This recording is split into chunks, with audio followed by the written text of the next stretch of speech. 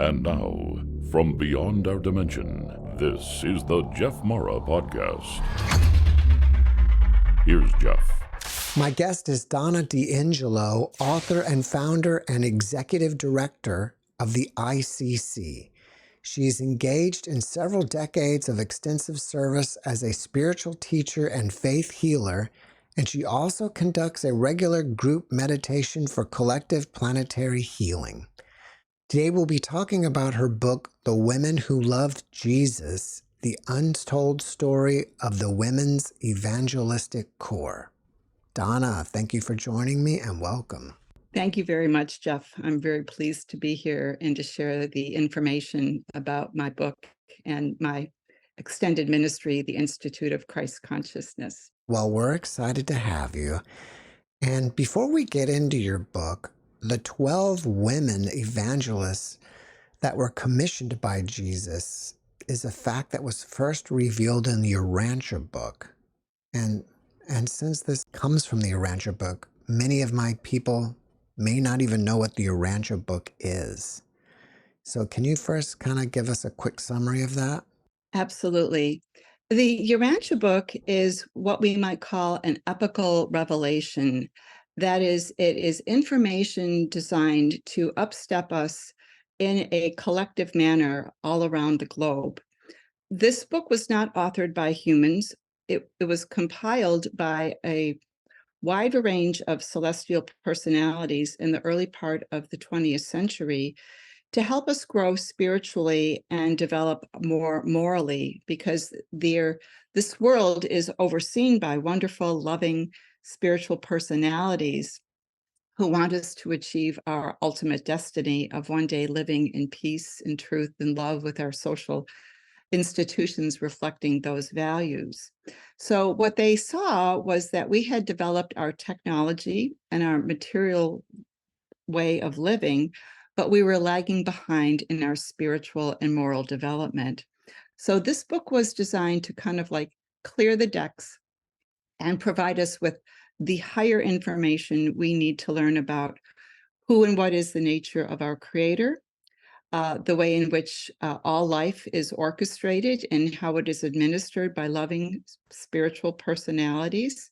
It goes into great detail about the existential level of life where the divine patterns replicate out into the very big starry cosmos. Part two of the book talks about our local universe, our particular place in which we live in the midst of all of this big creative design of life. And part three goes into the history of our world, including how the world was formed, our early genesis, and it also goes into great detail about how we strayed from the divine plan of evolution. And part four, which is the most compelling and beautiful part of the book and so easy to read, because some of the other parts are a little bit philosophically rich and require a lot of study. But part four is the life and teachings of Jesus that comes from the celestial personalities who were overseeing, protecting Jesus and his apostles. And they also go into detail about every year of his life, including a very detailed account of his public ministry right before his crucifixion and his resurrection. And then later on in the book, they talk about the future of Christianity.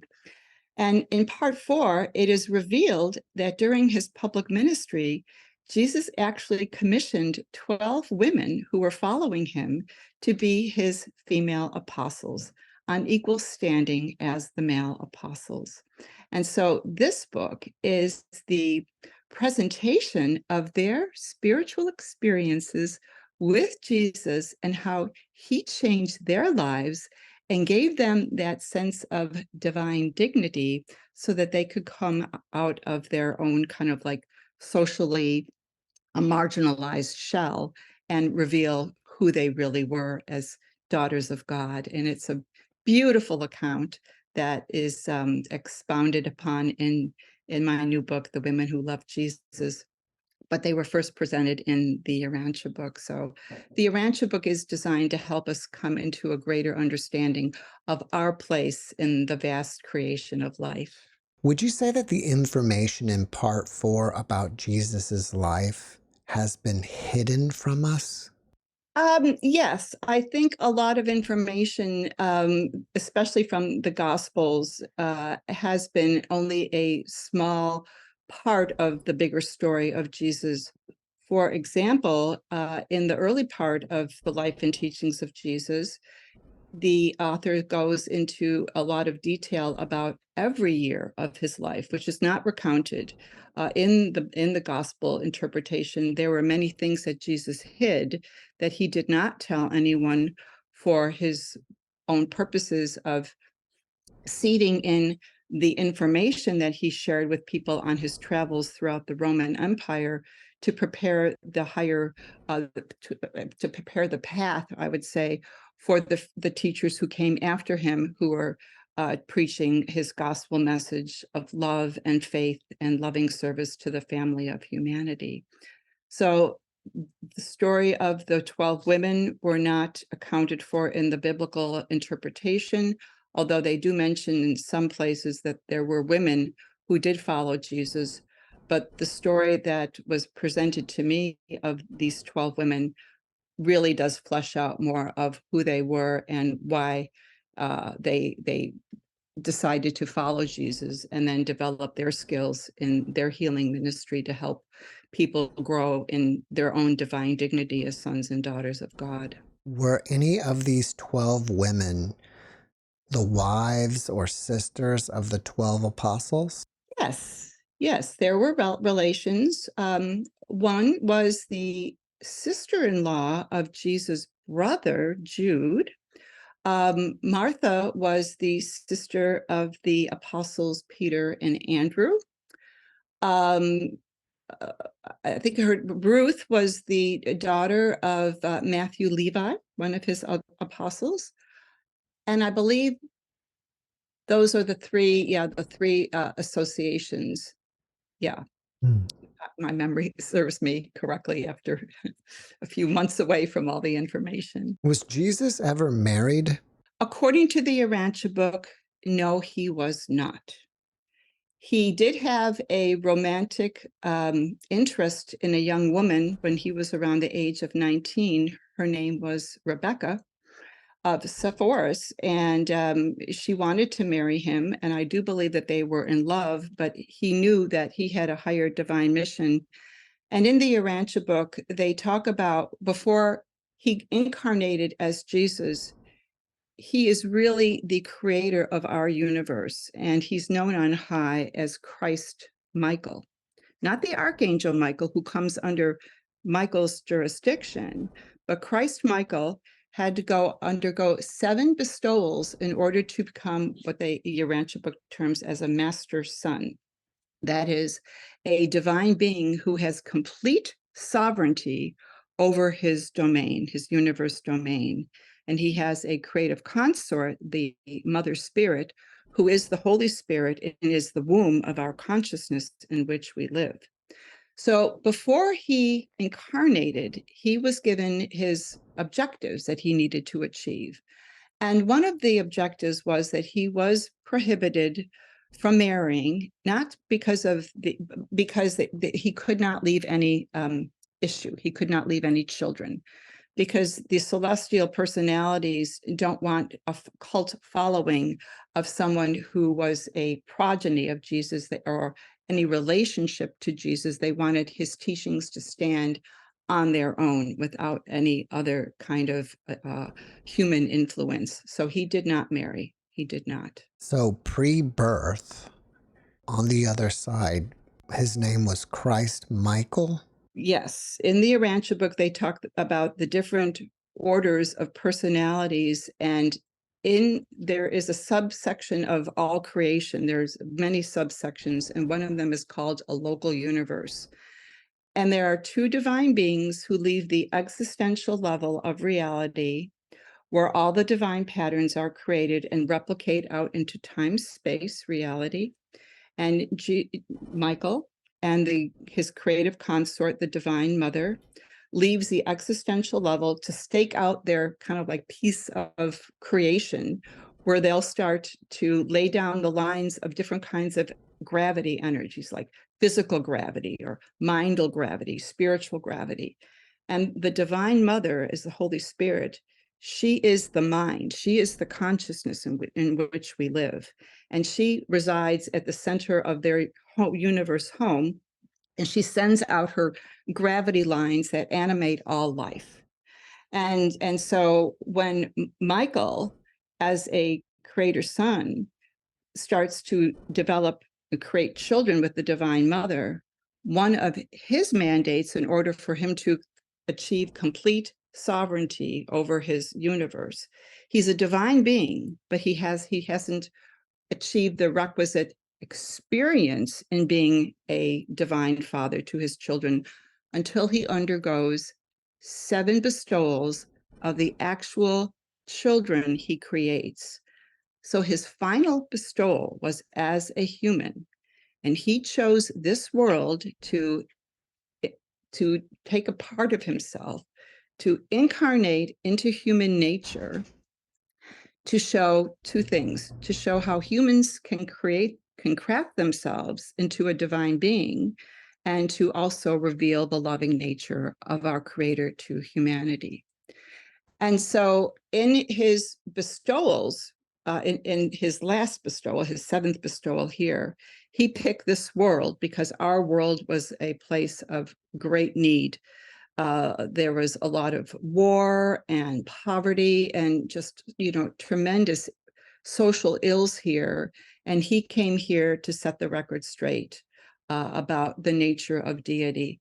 Now, this ties into something else that's a very hidden part of our history, and that has to do with the Lucifer rebellion. And we are now outworking the effects of the Lucifer rebellion, which took us off the divine plan of evolution.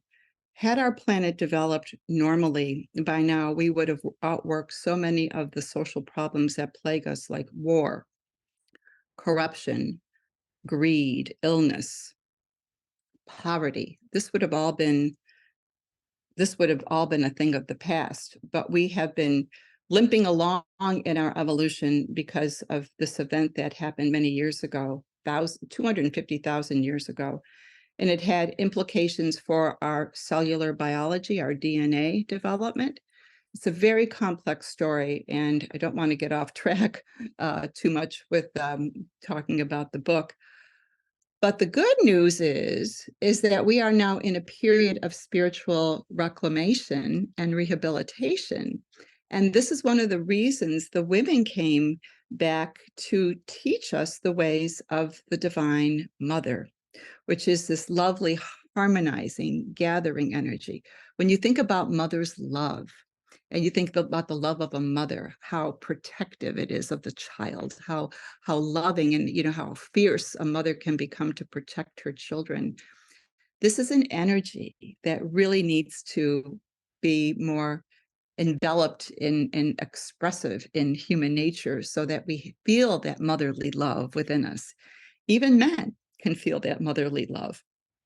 But women, by their innate biology, just have a little bit more of a connection to the Divine Mother and are necessarily able to experience her more. So the women who loved Jesus were very much attuned to the Divine Holy Mother Spirit, and he taught them about who she was to help them regain their divine dignity, because women at that time were regarded as second-class citizens.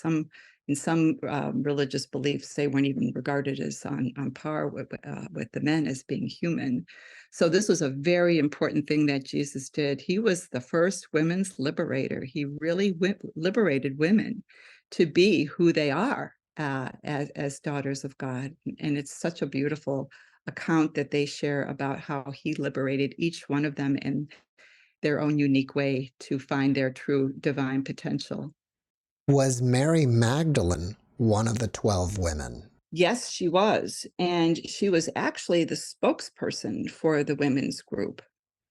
So she played a very prominent role in the ministry that the women promulgated, and then later on what she did. But she didn't really concentrate on that part when she was relating her story to me, because she really wanted to emphasize the fact of how Jesus restored and does still restore people to their divine dignity.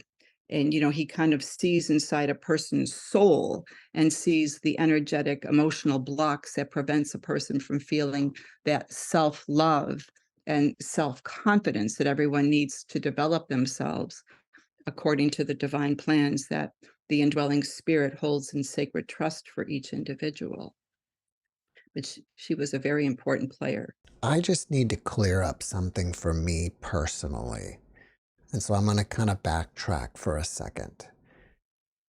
Two beings from the other side came. One was Jesus, who was known as Christ Michael, and another was a woman that they both came to this planet, right? And No, this is part of the cosmology. So there's an existential level of reality where everything is perfect. Everything is operating in perfection. There is no sin or deviation. Okay.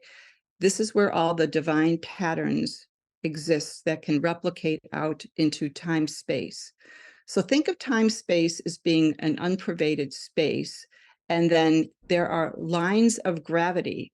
And there's a place at the existential level of reality. There's the Isle of Paradise, where the three paradise Trinity beings exist: God the Father, God the Mother, Son, God the Spirit.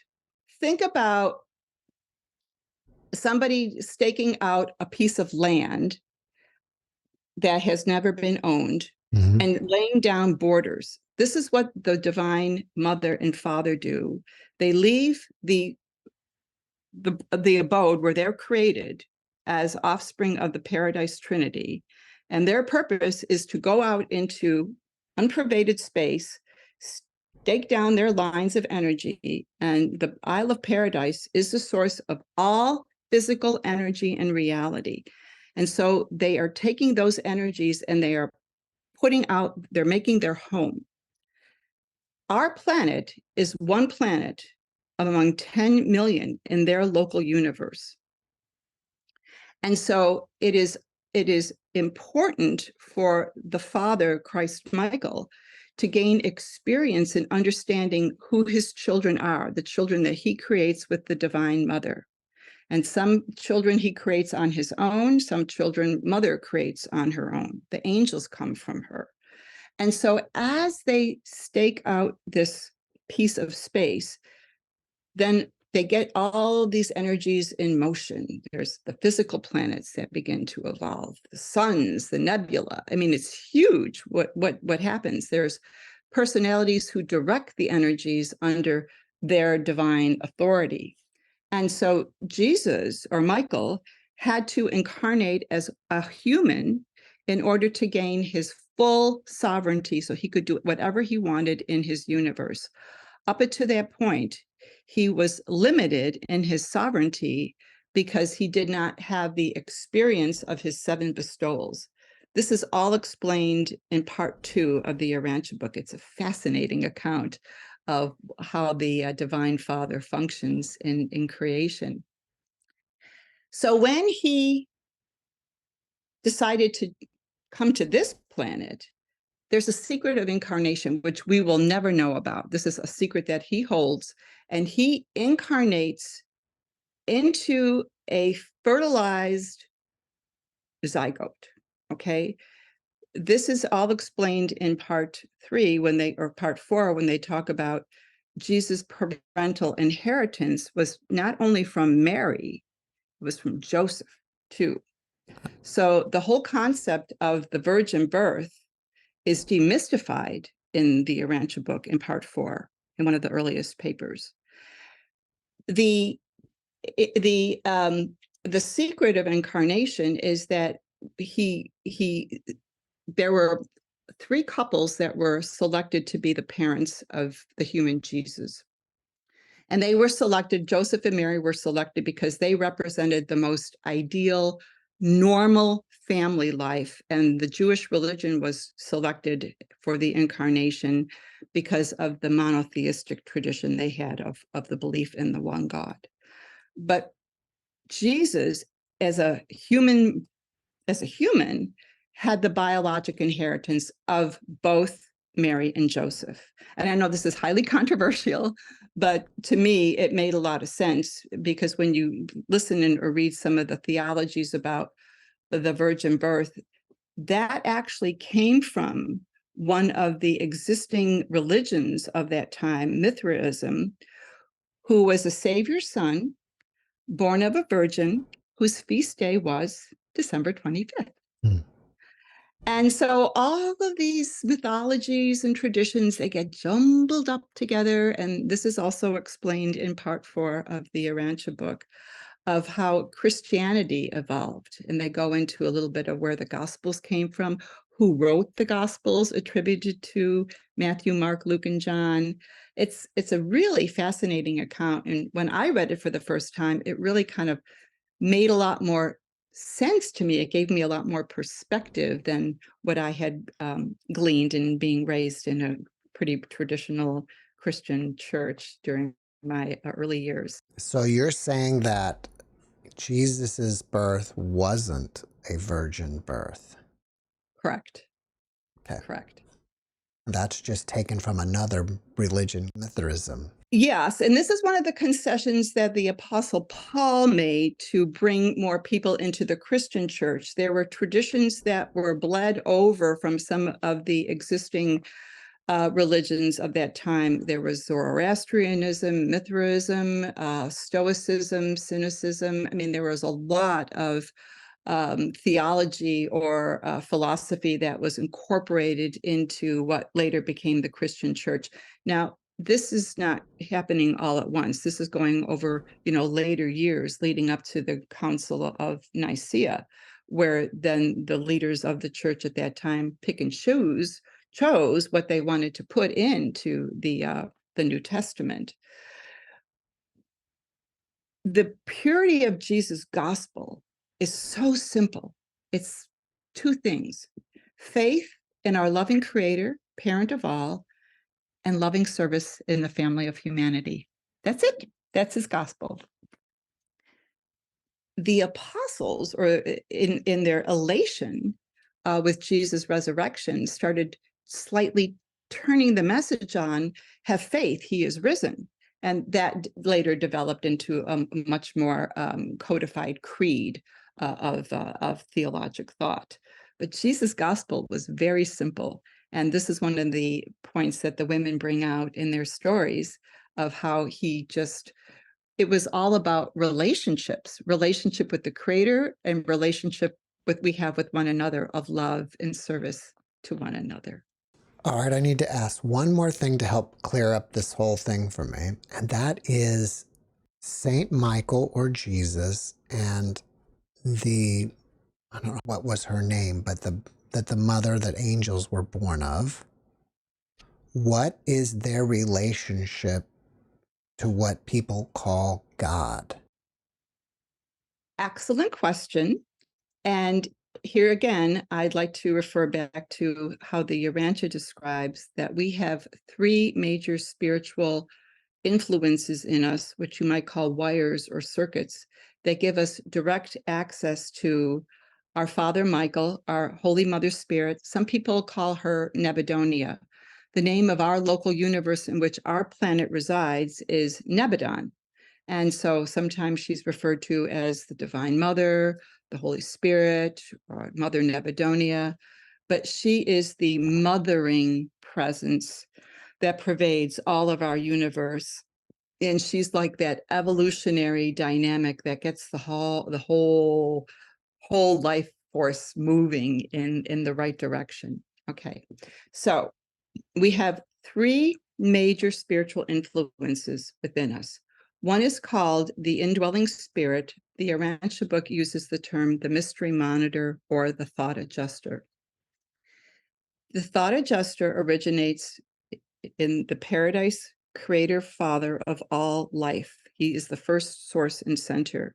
And because we are so physically separated from him by the vast gulf of energy, he fragments a part of his personhood to indwell our higher consciousness. It's like that still small voice of God within us. And that God, that spirit in us is trying to adjust our thinking so that we think more according to the ways our creator would think. So that's one of the most important spiritual influences. And it is important to go into a meditative state to quiet your mind, to clear the static so that inner spirit's voices can be gleaned, because that spirit is the spirit companion for our eternal life. And one day we will actually fuse and become one with our spirit. That is when we have finally made that decision to always do it the way and follow divine and act in accordance to divine will. That's a long way off for most of us. There are very few humans who achieve that in their human lifetime on this world. The other two influences are the influence of the adjutant mind spirits that come from the Divine Mother, that is a gift of her Holy Spirit that animates all life here. So it's a form of consciousness.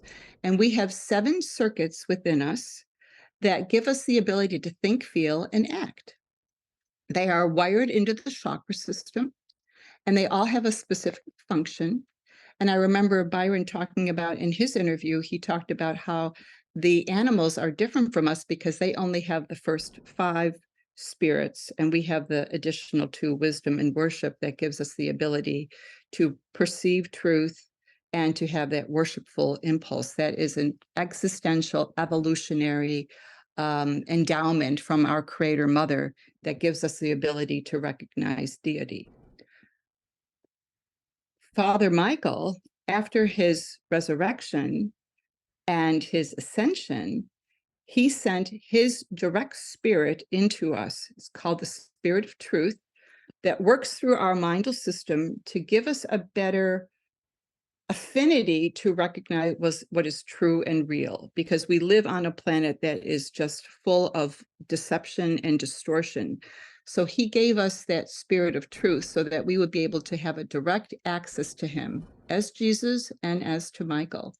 So those 3 influences work synergistically in us. And sometimes it's very challenging to know which spirit is really functioning at any particular time. It's not so important that we know that, is that we can feel a connection to our sources who love us and want to feed us with their love and their validation of our right to exist as their children. And that is what gives us our divine dignity. And we can develop those relationships. And this is one of the things that has been so helpful for me in my life, is that I started to meditate and made contact with Father Michael, with our mother spirit, and with my indwelling spirit.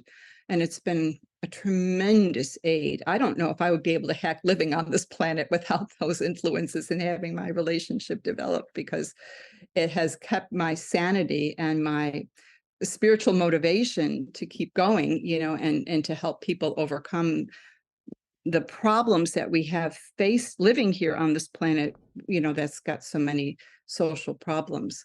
So I hope that clarifies a few of the spiritual influences we have in us.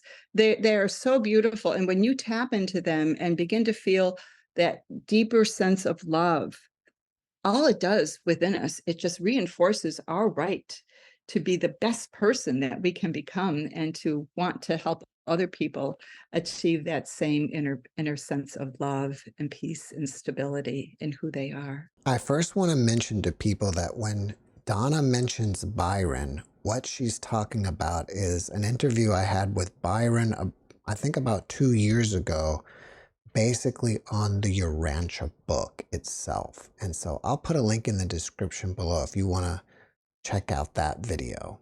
I have interviewed over 500 near-death experiencers, and sometimes people encounter Jesus on the other side. Can you comment on if they really are, and if so, how that would play out? It's a very good question, and I can understand why people would be curious about that.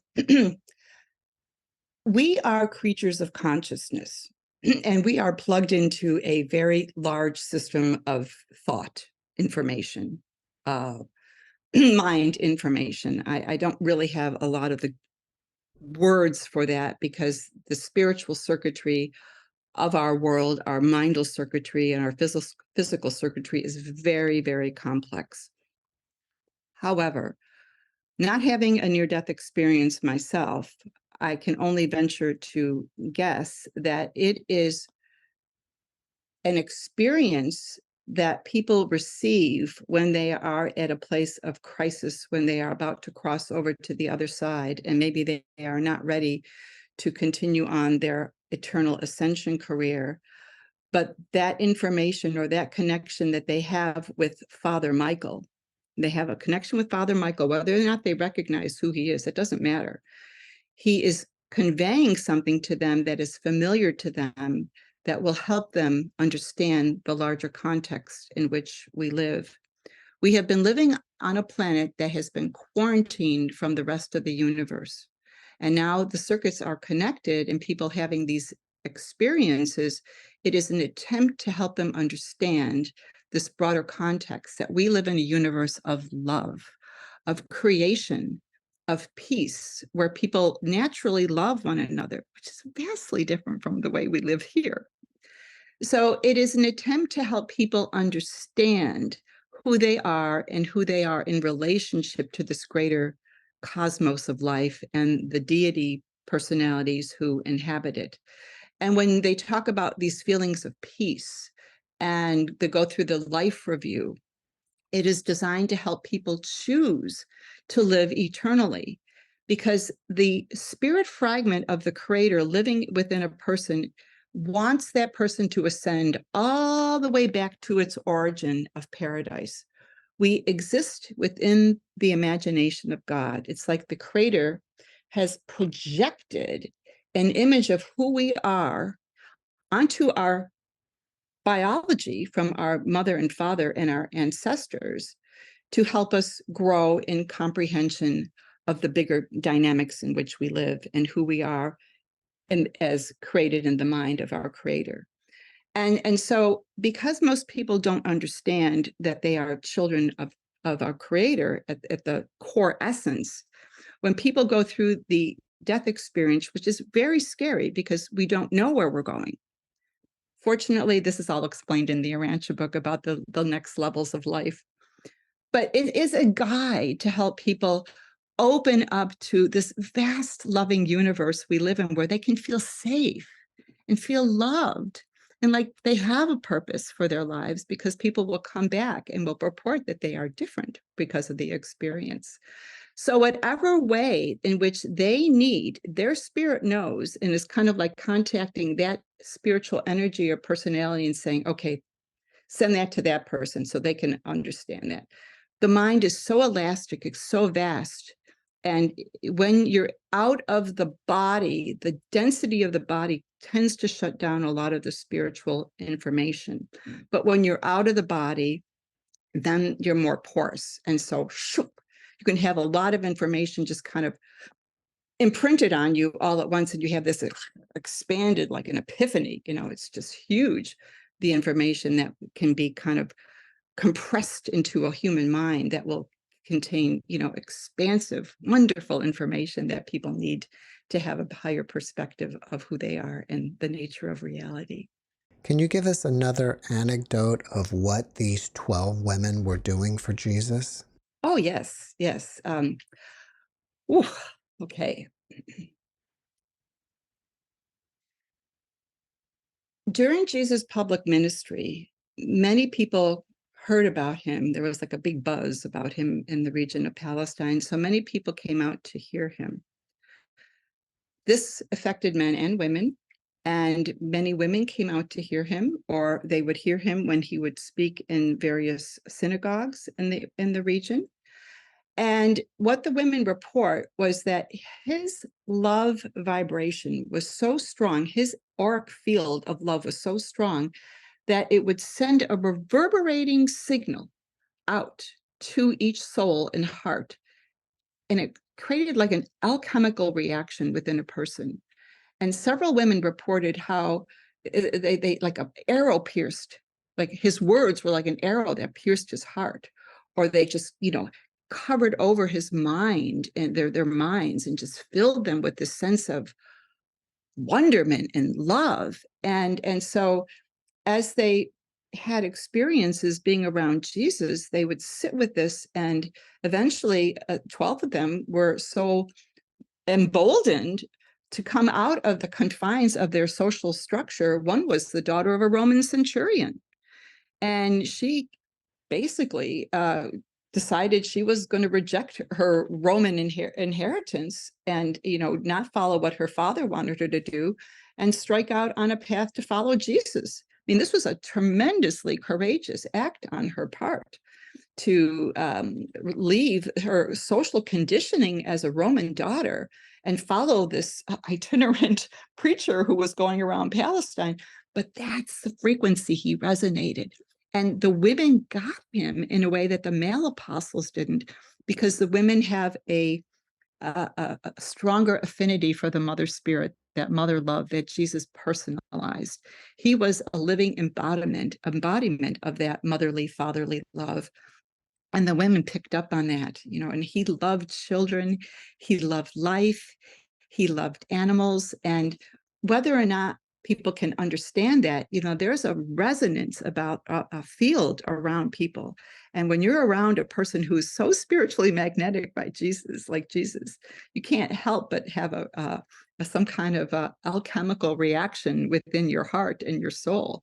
And these 12 women had a very strong affinity for Jesus that made them actually step out of their social structure and follow him into an encampment, where he then commissioned them as his 12 female apostles.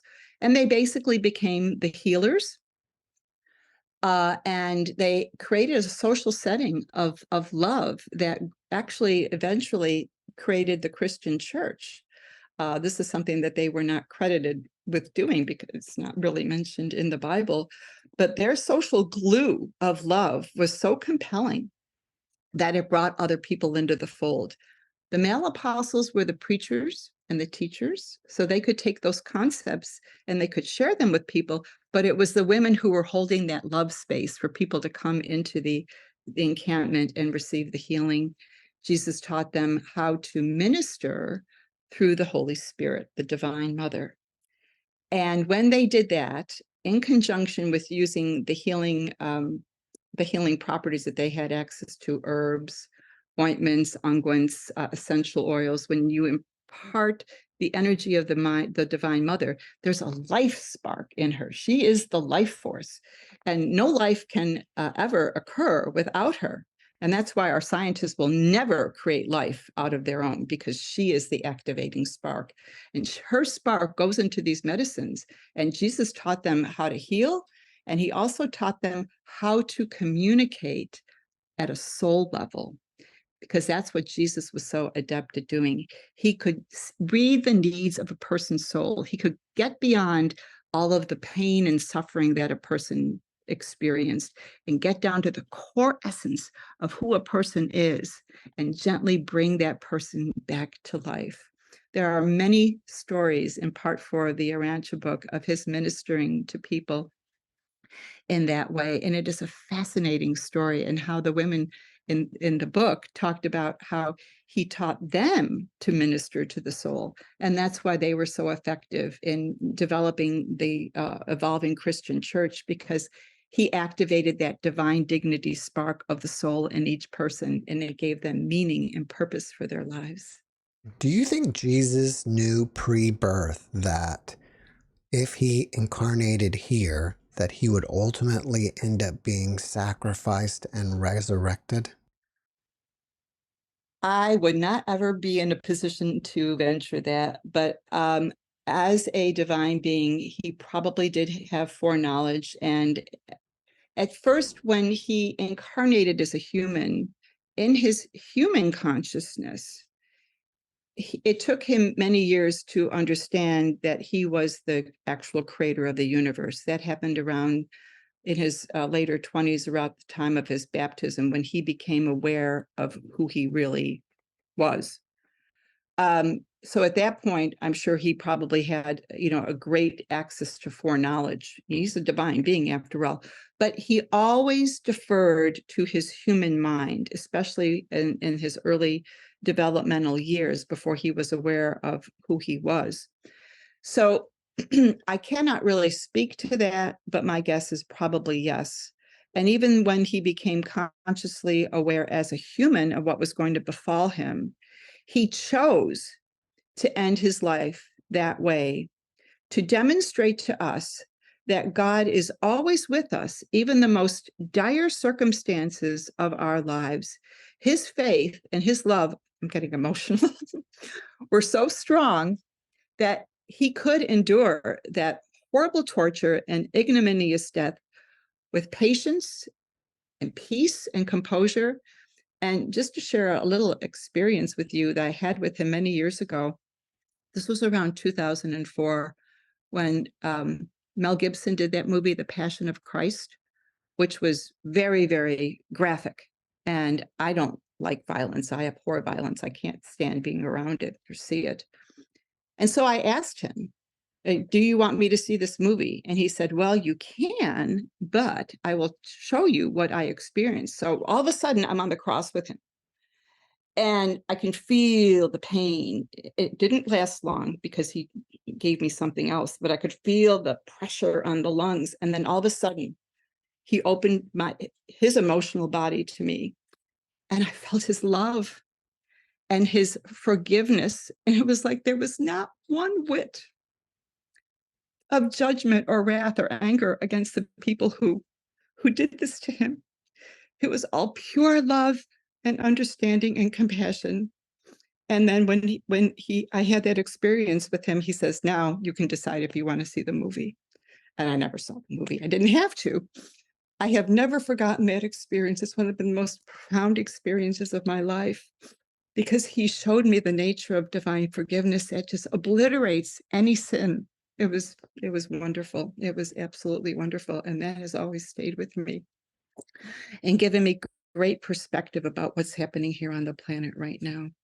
So he was so developed as a human. And one of the most important factors of his human life is to show us that we can build our lives like that too. We can become aware of who we are in our higher divine persona if we have the faith and the perseverance and the courage to embark upon that path of developing our God nature. And he did that so perfectly. Now, you use the name Christ Michael, and people commonly use the name Jesus Christ.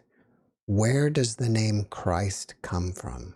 I think it refers to, and I may be wrong, a Greek word, Christos, or it's like the anointed one, or someone who has fulfilled a prophecy. I have to be honest with you, I don't know. I really don't know that. Do they use the word Christ in Urantia?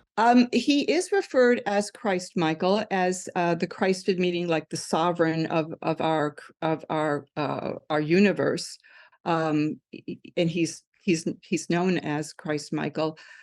But I don't get too hung up on the word the word meaning there, because it's really more important about, to me, following his example rather than knowing some of the more factual the facts about what that really means. People will refer to Jesus Christ just because they don't know who Jesus is at that higher universe level. I mean, I think that was something that was relatively revolutionary and revelationary from the Urantia book. I always referred to him as Jesus until I found him as Christ Michael. But now I refer to him very easily as Christ Michael, but I also refer to him as Jesus sometimes when I'm doing some healing work with people. Can you share with us some of the other hidden information about Jesus? Like, for example, Jesus's birthday is in September. It's actually August 21st. August. Okay. At noon. Yeah, that is revealed. To me, I think one of the most beautiful expressions of who he was the simplicity of his gospel, which is faith in the overarching parenthood of our Creator and loving service to humanity. which again, I think got garbled because of the apostles' interpretation of his resurrection, and they were so overjoyed that he was still alive, and he was, he was again with them. Because they were crushed. I mean, they were absolutely crushed during his crucifixion and those few days before his resurrection. They were just bereft and hopeless. The women, however, were the first ones to see him in his resurrected form. He chose to reveal himself to the women. I think that's pretty interesting. And when the women went back to the male apostles to tell them that they'd seen Jesus, the men said, "Oh, no, you did not. That's a figment of your imagination." But there's a couple of stories in the Urantia book where they talk about clarifying some of his miracles. For example, the dream Peter's story about how Jesus walked on water and rose him to his level when Peter began to sink. That was Peter's dream. That did not really happen. Okay. When the story in the Bible about Jesus casting out these demons that that went into a herd of swine and then they fell over a precipice, that was a coincidence, and that's explained in the Urantia book. There's one beautiful story when they talk about his travels through the Roman Empire, and there was this touching account. He was at a port in Italy, I think it was Tarentum, and he saw a man beating his wife. Now, can you imagine in our time interfering in a situation like that of domestic violence? He goes over to the man, taps him on his shoulder, and says something to the effect, "My friend, can I help you?" And the man was so befuddled because Jesus had approached him in such a loving, non-judgmental manner. And he started to give the man instruction about how women are partners with men in the creation of children and the sanctity of life, and they need to be given protection and love. And it changed the man entirely. Oh, that's one of the most beautiful stories. And even the people, the traveling companions he had, one of the men was a wealthy Indian merchant that he contracted Jesus to be a tutor for his son. He was so moved by what Jesus did that he went home and he reorganized his household and got rid of the abuse that was there. So the stories in part 4 are so beautiful, and the way he touched the women in particular in their stories about how he just gave them their sense of it was okay to be a woman, and it was okay to have your gifts and to use them in sacred service. One of the women, here was Mary Magdalene, coming out of the brothel in Magdala, and when she came before Jesus, she just fell apart completely. But he picked her up, and even though he didn't know all of her background, he saw who she was at the core, and he restored her divine dignity. He gave her back her life, and he does this to everyone who comes to him. There's an energy of such magnanimity of divine love that cuts through all the pain and the unworthiness of feeling human. Now, there are reasons for that, but I'm not going to go into that right now because it's a much bigger story about what happened here on this planet and how we've been sequestered from really developing our spiritual potential. But this is all being reestablished now, and the stories of these women are here to help other women find their divine dignity and actually to become more of the spiritual leaders and healers, because women tend, and they say this in the Urantia book in the marriage papers in part 3, that men tend to be more logical, but women tend to be more spiritual and more moral. The hand that rocks the cradle fraternizes with civilization. So it's the mother's touch, the mother's love that provides that safe environment for the child to grow. And it's the father's love that establishes the divine dignity of each person. There's another account in part 4. This is one of his last days on earth as a human, where he was with his apostles, and there was a lad who was very devoted to him. His name was John Mark, and that's the mark of the Christian gospel. Followed Jesus up into the hills to be alone with Jesus on one of Jesus' last days as a human. And he related to John Mark many things about the nature of the loving mother and the loving father. His consort, the mother spirit, actually are our divine parents, and we can imprint upon their qualities. The divine mother is the home. She's the womb of life. She's the protector. She's the nurturer. She's the upholder. The father gives a person their dignity, instills a person with confidence and courage to be who they are. And so he was explaining that to this young man. And it was a beautiful recitation of the divine patterns that exist in our universe that are for us to replicate in developing families and homes of our own. So that's another little gem that's in there too. Lots of gems, lots of treasures to excavate. How do you personally connect with and communicate with Jesus? I just call on him. Well, to me, I refer to him more as Michael or Daddy. I just call on him, Dad, I need your help. I'm struggling here. What do I need? And I've learned over many years of meditation how to quiet my mind and just wait and listen, and to be in a place of not trying to figure out with my logic mind what is being said, but with my heart mind of what he wants to show me. And he's given me many lessons and has shown me a lot of my problems, my foibles, my insecurities, my bad habits. And the beautiful thing about it, it's all understanding. He understands me completely. So I have no fear or compunction about going to him and showing him my warts, because he helps me see this in a bigger perspective and helps me see beyond the fear or the pain of what I'm experiencing into a bigger part of myself, because he knows me better than I know myself, because he's my dad. He created me. Not from a biological perspective, but from a spiritual perspective. So he knows everything about me. He knows all my biology, all my history. And so I have no fear in going to him, because I know he loves me. And I get that same way from the Divine Mother. Now, I will go to them for different things. Like, for example, when I go to Mother, that's when she want her to teach me about how our consciousness works. And she's given me many, many lessons about how her presence pervades our human nature and how she envelops us.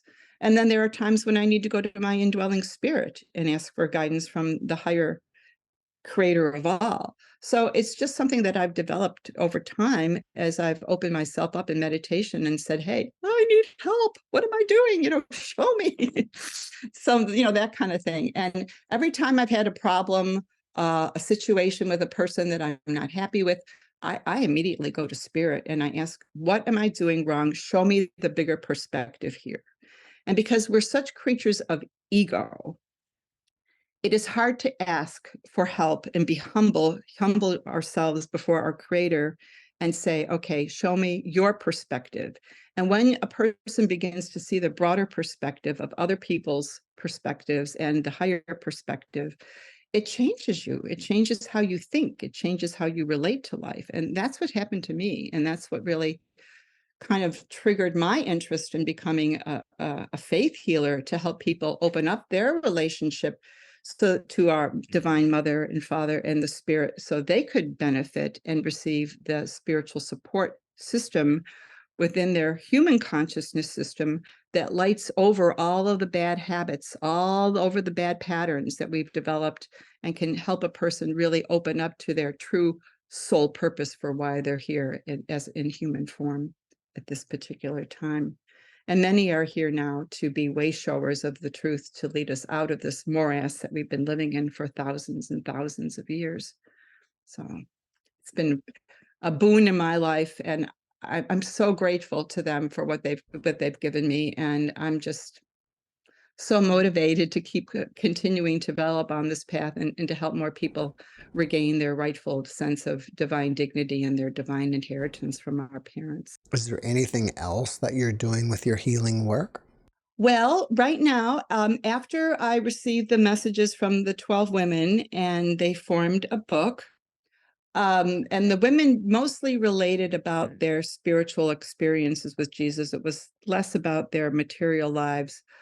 But after the book was assembled and published, they came back to me and said that they wanted me to start a modern day women's corps, that they want to now replicate what they did in their ancient time here and now and empower more, mostly women, but all people into their true soul potential. So I have a following, and I have invited about 10 people, women, to join me. And we have a women's corps now that they were the very early stages of developing how we're going to go out and replicate their model. Now, their model was based on being in physical proximity to people because they worked in an encampment, and after the resurrection and Pentecost, they went their separate ways. But now, with all of the technology that we have available to us, they want us to develop another core that's bringing more people into the fold, to develop spiritual leadership qualities, to take out and to replicate the Jesus model of the gospel into not only into our hearts, but to be a driving value system within the social institutions of our culture.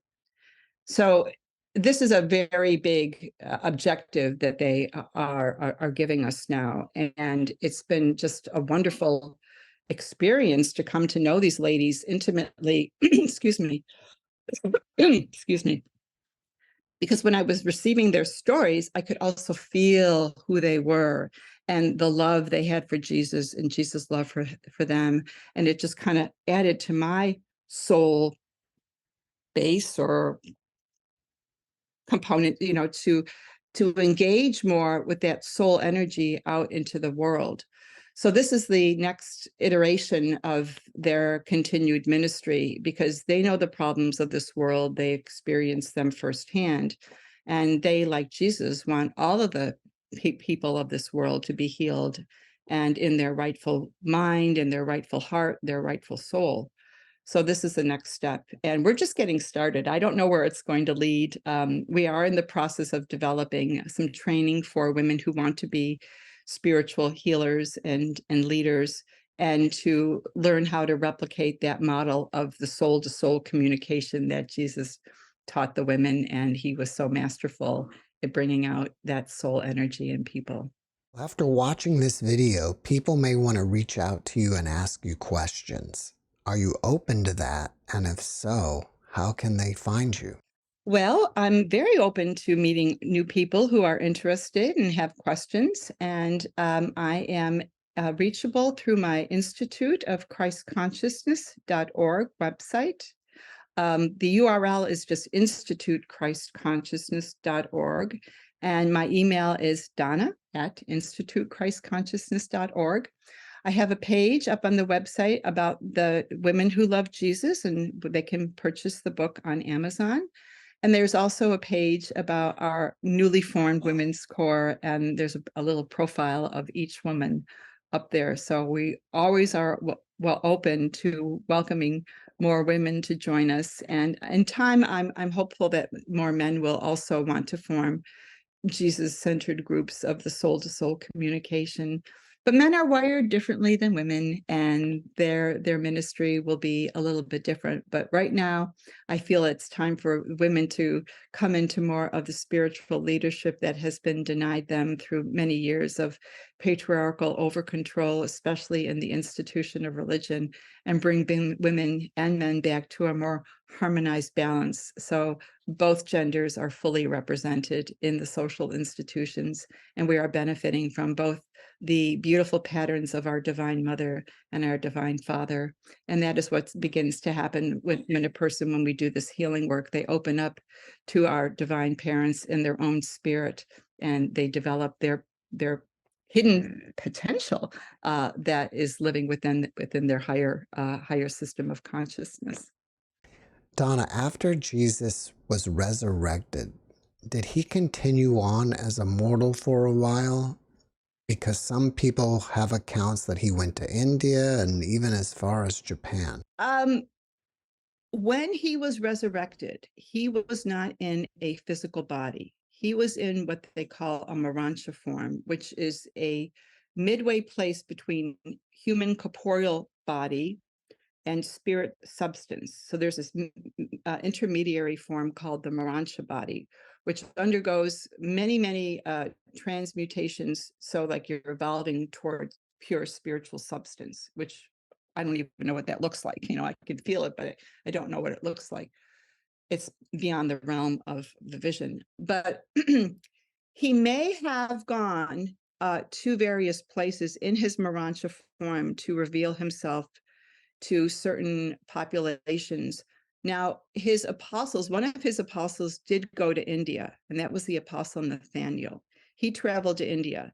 And so I don't know if that was because, he was his apostle. So, he was teaching the gospel messages. He understood it to the Indian population. So I don't know if that's some of the mythology that has gotten kind of blended together over time. But there is speculation among Urantia book readers that when he was in his Urantia form, that he could have visited other places and revealed himself to other populations. That is indeed a possibility, but I don't know for sure. All right. Well, before we finish up, can you give us one last positive message? Be hopeful during this time. What we're seeing is the expression of the evil and the despairing nature of the human heart. But the good news is you don't have to suffer. There's divine help within you. It's like excavating for buried treasure. You have to go down into the dirt and find the good stuff. And that's one of the things we do at the Institute of Christ Consciousness. We lead you past the feelings of unworthiness and fear and trauma and find that beautiful kernel of who you are as a son and daughter of a loving creator. And this time is meant for us to open and awaken to who we are. And so all of what we're seeing right now happen is not happening by us. Our divine parents have a plan of correction for this world, and they're implementing it through us. We are the healers of our planet. We are the second coming of Jesus. We are the ones who are showing the way to other brothers and sisters to help them open and awaken to their divine dignity and spiritual potential. So when you see the news, take it with a grain of salt and recognize there's a bigger picture here. And one day this planet will be a true reflection of goodness, truth, and beauty. And it will be by we humans who have made that faith step to bring this about for our beautiful world. Donna, thank you for your message, and thank you for being my guest. Thank you so much, Jeff. I'm so appreciative. Thank you. God bless you. God bless you. Thanks for watching the JeffMara podcast. I really appreciate you. Another way to show support is through YouTube memberships. And if you do, there are loyalty badges and other perks depending on your level of membership. All you need to do is click the join button underneath the video to find out more. Thank you for your support.